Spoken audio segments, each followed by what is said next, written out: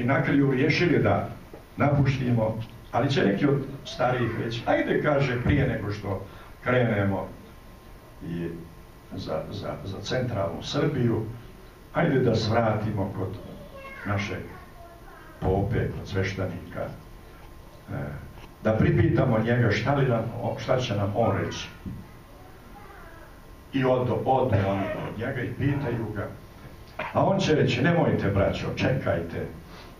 Ako smo pretrpjeli 500 godina, dajde još malo da se pretrpimo. Ajde, pope, dosta nas nam pričao, kaže ovim starci, 500 godina smo trpjeli. Dokad?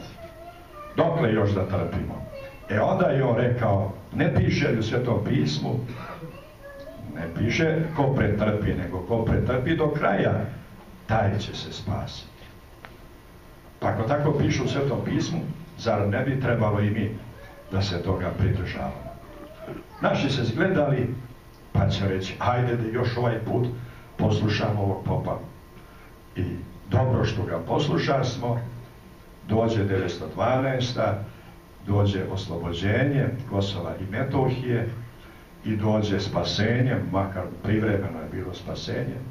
Pa naši kažu, eto vidiš, da ne poslušasmo popa, ne samo što bi izgubili svoje imanje i blago i ono što smo imali, nego bi izgubili sve ono što smo trpjeli 500 godina.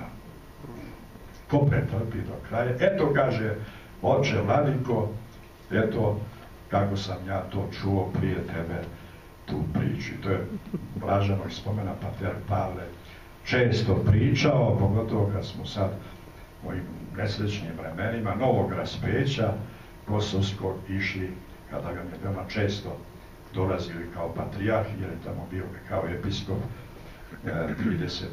34-35 godina.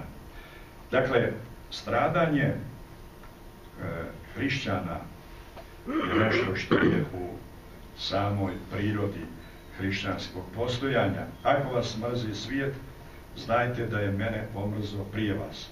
Kad biste bili od svijeta, svijet bi vas svoje ljubio, a kako niste od svijeta, nego vas ja izabrah od svijeta, zato vas mrzi svijet. Sve su to riječi Hristove. Nije sluga, kaže opet Gospod na drugom mjestu, već je od gospodara svojega. Ako mene goniše, i vas će goniti. I ono blaženstvo, da i njega pomenemo, blažen je prognani pravde radi, jer je njihovo carstvo nebesko. Dakle, stradanje, progoni je nešto, hteli mi to ili ne hteli, što je u samoj prirodi hrišćanskog postojanja. Da je to tako, to potvrđuje ne samo Hristova Golgota, to potvrđuje i žitije svih njegovih učenika. Samo je apostol Jovan, koji je također bacan u zavrelo ulje negdje u Rimu, nekog usijanog vola, ali koji ipak po Božijem dopuštenju doživio 100 godina, napisavši na ostrvu Patmosu, kažu 101. godina, napisavši otkrivenje Jovanovo, koje je tamo bio, zna i mjesto gdje je on tu sjedio. Starac ima u onoj stijeni urezano kako se držao rukom, kako bi se podigao, a tu je bio i njegov učenik Nestor, koji me je pomagao da zapiše onu čudesnu knjigu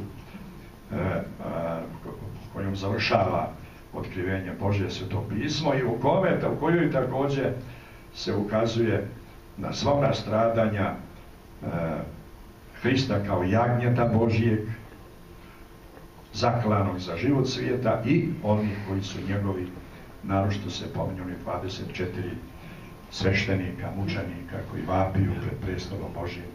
Dokle, Gospode, dokle ćeš čekati i dopuštati ovakvo stradanje?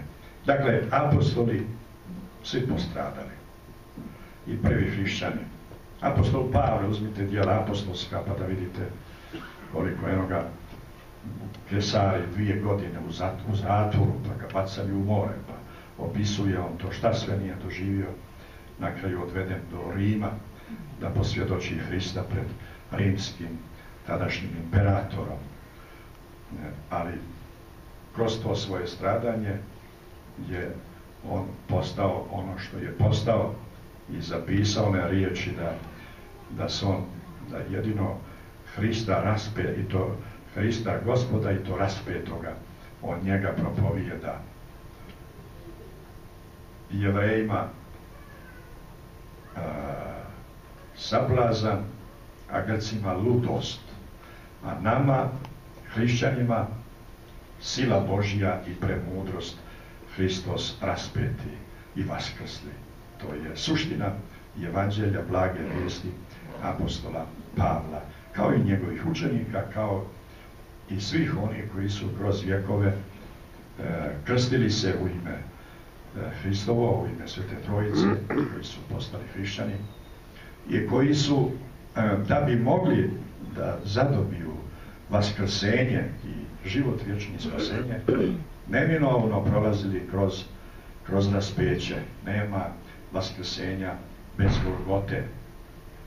Mi bi to htjeli ljudi po ljudskoj svojoj nemoći. Međutim, sva istorija svjedoči da nema vaskrsenja bez Golgote i da je stradanje krsta dobrodjetelj, kako kaže naš vladika Rade. To je u njegovim riječima pretočeno u stvari sveukupno evanđelje. Kad zavedimo u kalendar vidjet ćemo da je on prepun mučenika i velikomučenika i mučenica, naročito u prva 3 vijeka. Mnogi od nas i slave Svetog Dimitrija, Svetog Georgija, Svetog Prokopija, Svetu Teklu, Svetu Ekaterinu, Svetu Efimiju, koliko god hoćete svetitelja, mučenika i mučenica u prvim vjekovima kada je crkva bila gonjena i progonjena i kada je kalendar ispunjen njihovim svetim imenima. A ne samo prva 3 vijeka, nego kroz svu istoriju se to nastavilo. 2 vrste stradanja, kako govore sveti oci, to je stradanje i svjedočenje Hrista krvlju mučeničkom i svjedočenje Hrista raspetom savješću. Dakle, unutarnje stradanje u smislu neprekidnog truda i podviga, pobjeđivanja strasti, ljudskih nemoći i slabosti, ogrehovljenosti, da bi u čovjeku zablistala Božja sila i Božja slava. Dakle, 2 vrste stradanja o tome svjedoči. Otud imate prepodobne koji su stradali savješću, raspeti svijetu i svijet njima raspet, kao što kaže apostol Pavle. Ogromna većina hrišćana su tim putem hodili, Bogu ugađali i hodili putem Hristovim, a oni odabrani među njima su upisani u martirologiji crkve, koji je prepun i u drevnim vremenima i u srednjim vjekovima i vremenima, ali je naročito kod pravoslavnih naroda taj mučenikoslov ispunjen i u našim ovim vremenima, naročito vremenima 20. vijeka. I ne samo 20. Onaj koji zna malu istoriju crkve zna kako je bila snažna crkva od apostolskih vremena u Maloj Aziji. Danas tamo su ostali samo nazivi onih 7 crkava iz evanđelja, iz Otkrovenja Jovanovog. Tamo je potpuno crkva uništena na tim prostorima.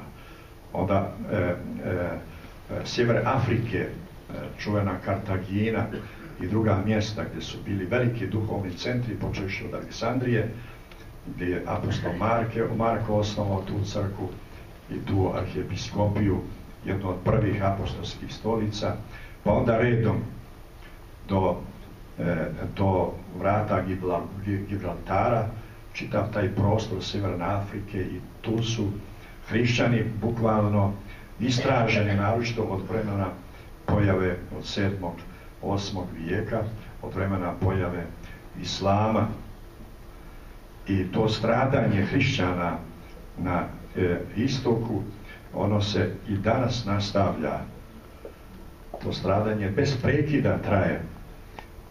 I čitate i u novinama i gledate i na televiziji novo i najnovije stradanje kopta pravoslavni, to je drevni hrišćanski narod. To su najstariji Egipćani koji su bili postali hrišćani. On ima u njihovom učenju nešto što se razlikuje od naše, ali ipak je to jedna mučenička crkva u Etiopiji, u Egiptu i na istoku bliskom. Kroz vjekove su oni stradali. Sjećam se jednog njihovog episkopa koga sam sreo na jednom susretu u Marselju. To je bio susret pravoslavne omladine Sindezmos, pa je on došao, bio ime svoje crkve, pa će on meni da kaže, zašto